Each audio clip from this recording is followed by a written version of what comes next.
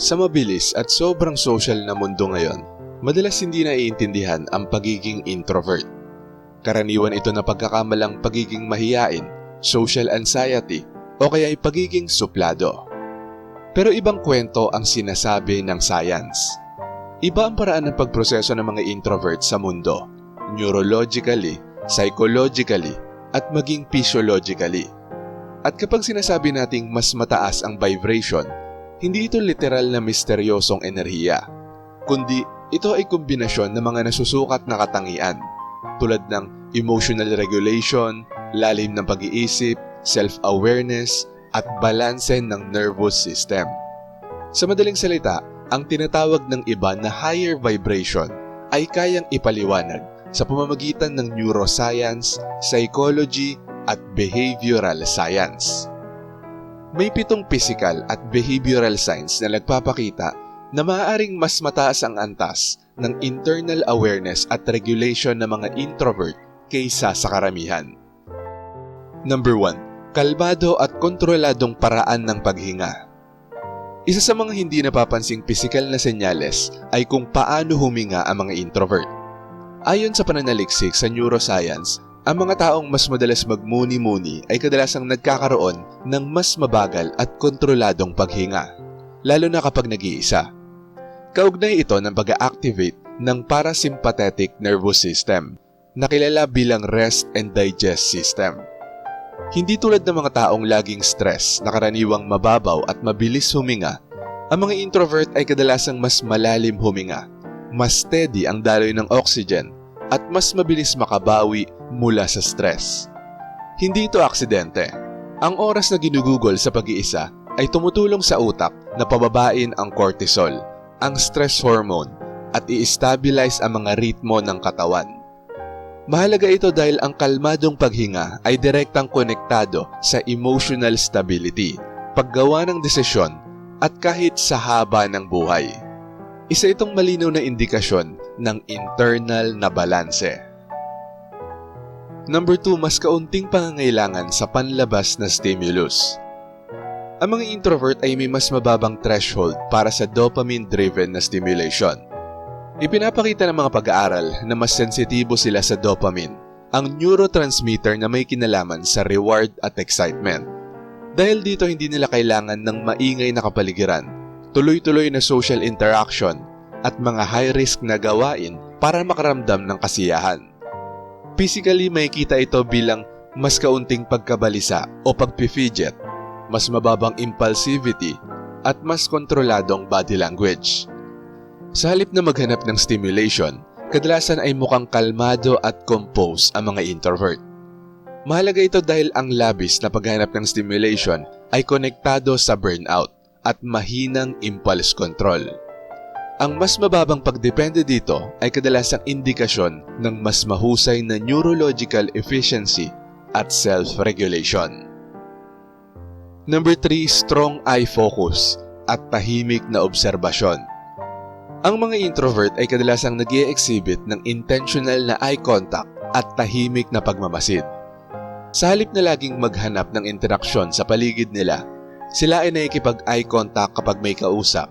Umiiwas ng tingin para mag-isip, hindi dahil nawawala ang interes, at mas nagmamasid muna bago kumilos. Ang ganitong asal ay konektado sa mas aktibong prefrontal cortex, yung bahagi ng utak na responsable sa pagdedesisyon, pagninilay, at pagsusuri ng mga social situations.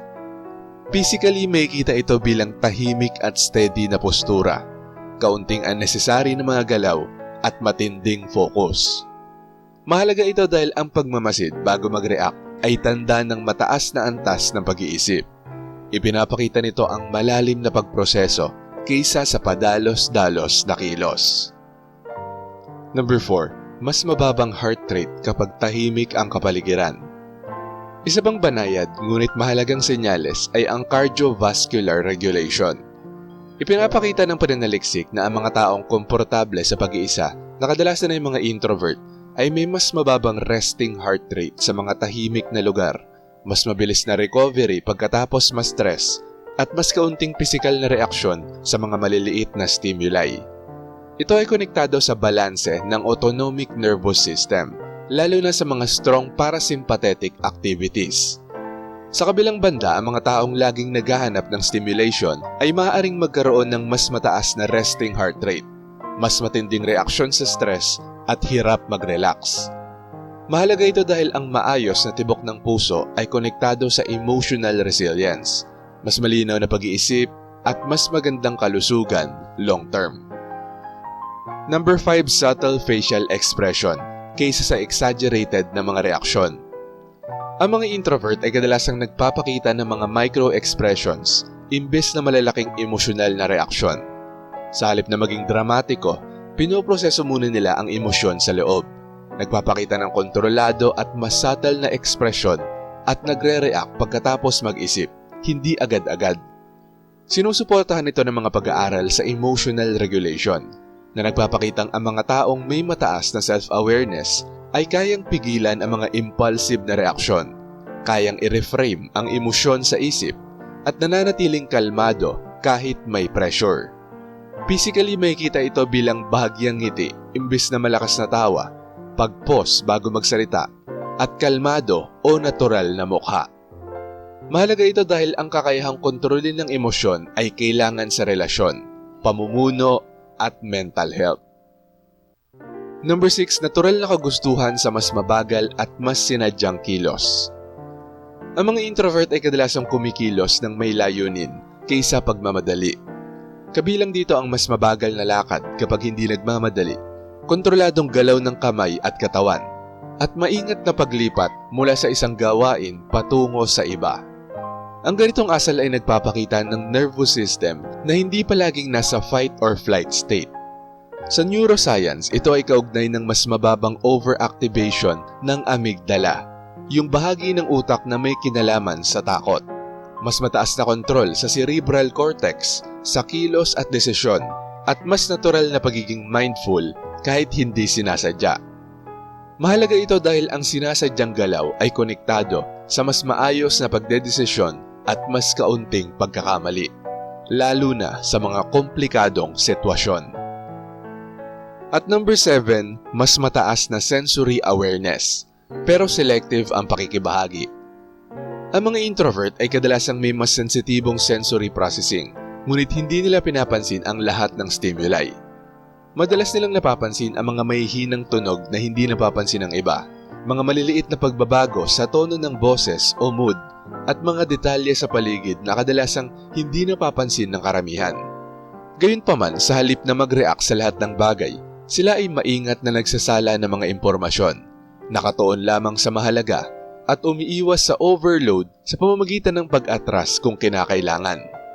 Sinusuportahan ito ng research sa sensory processing sensitivity na nagpapakitang ang ilang tao ay may aktibong neural pathways para sa perception, mas malalim ang pagproseso ng stimuli at mas malakas na emotional integration. Mahalaga ito dahil ang kombinasyon ng awareness at pagiging selective ay nagresulta sa mas mataas na kalidad ng pag-unawa nang hindi na-overwhelm. Isang bihira at mahalagang kakayahan. Ang tunay na ibig sabihin ng higher vibration ayon sa science. Kapag sinasabi ng mga tao na may mataas na vibration ng isang tao, kadalasan ang tinutukoy nila ay mga katangiang may basihan sa science. Emotional regulation, balanse ng nervous system, lalim ng pag-iisip, mas kaunting impulsivity, at mas mataas na awareness na may control. Ang mga introvert ay hindi mas mahusay kaysa sa mga extrovert. Pero sa mga environment na nangangailangan ng focus, self-regulation, at malalim na pag-iisip, madalas silang may natural na kalamangan. Mahalagang paglilinaw. Hindi lahat ng introvert ay nagpapakita ng mga katangiang ito, at hindi rin lahat ng extrovert ay wala nito. Ang mga senyales na ito ay hindi nakabatay lamang sa personality label, kundi sa kung gaano ka-epektibo ang pag-regulate ng utak at katawan. Ang isang extrovert na may mataas na self-awareness ay maaaring magpakita ng lahat ng ito. Ang isang introvert naman na nasa ilalim ng matinding stress ay maaaring wala nito. Ang pagkakaiba ay nakasalalay sa internal regulation, hindi lang sa social preference. Sa mundo na kadalasang pinapahalagahan ang ingay, bilis at tuloy-tuloy na aktibidad, madaling hindi mapansin ang mga tahimik na senyales na ito.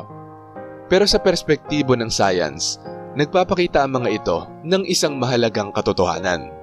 Isang nervous system na balanse sa halip na reactive, isang isip na mapagnilay sa halip na padalos-dalos, at isang katawan na gumagana ng may kahusayan sa halip na sobra-sobra.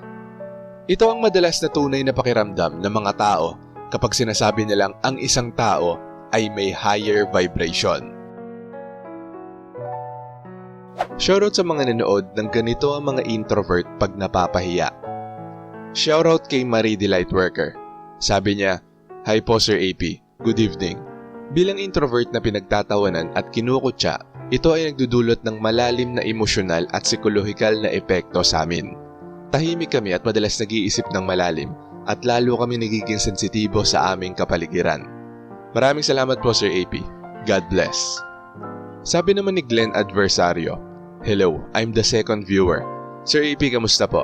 My dear fellow introverts, kamusta rin kayo?" This topic on embarrassment, training po ito sa mga CIA agents that they learned from ninjutsu principles.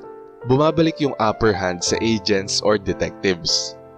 At ayon naman kay Renante Damgo, nice ang paliwanag nyo Sir AP. Kasi totoo yan. Lahat ng sinabi ngayong gabi. Thankful po ulit.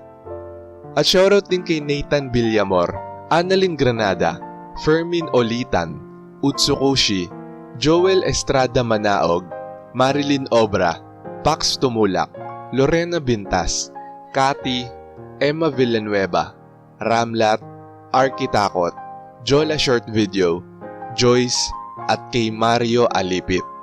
Maraming salamat po sa panunood. Kung gusto nyo ding ma-shoutout, mabati o mabasa ang comment nyo, mag-comment lang sa latest video rito sa channel na to at pipili kami doon ng mga isi-shoutout at babasahin para sa susunod na upload. Kung nagustuhan mo ang video na to, huwag kalimutang mag-like, i-share to sa iba at mag-subscribe na kung hindi ka pa nakaka-subscribe. Maraming salamat at see you next time.